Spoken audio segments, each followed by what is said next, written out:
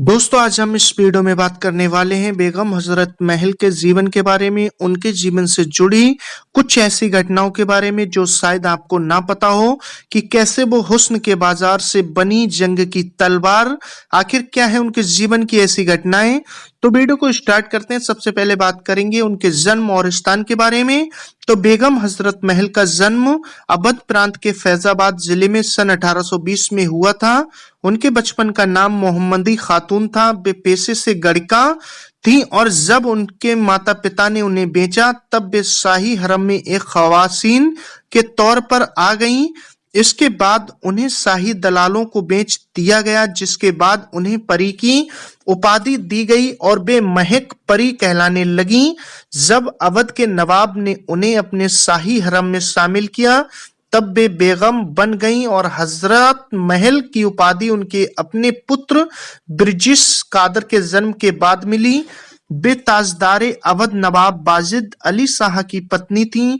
जब सन 1856 में अंग्रेजों ने अवध पर कब्जा कर नवाब को कोलकाता भेज दिया तब बेगम हजरत महल ने अवध की बागडोर संभालने का फैसला किया। उन्होंने अपने नाबालिग पुत्र ब्रिजिश कादर को गद्दी पर बैठाकर अंग्रेजी सेना का स्वयं मुकाबला किया। इसी के बाद आपको बताता चलूं 1857 का प्रथम स्वतंत्रता संग्राम।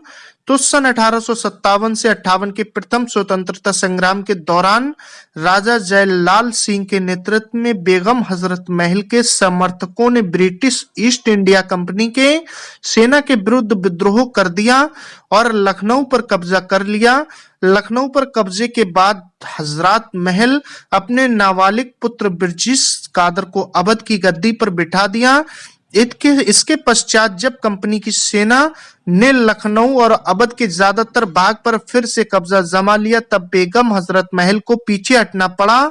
इसके पश्चात उन्होंने नाना साहेब पेशवा, जिन्होंने कानपुर में अंग्रेजों के खिलाफ विद्रोह का नेतृत्व किया, इनके साथ मिलकर काम किया और फिर फैजाबाद के मौलवी के साथ मिलकर शाहजहांपुर आक्रमण को अंजाम दिया। उन्होंने अंग्रेजों पर हिंदुओं और मुसलमानों के धर्म में दखल अंदाजी करने का आरोप लगाया।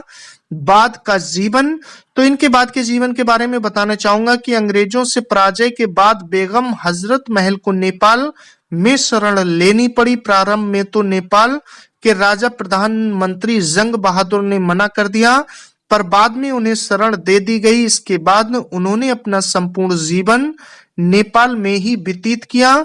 इनकी मृत्यु की बात करें तो सन 1879 में उनकी मृत्यु हो गई।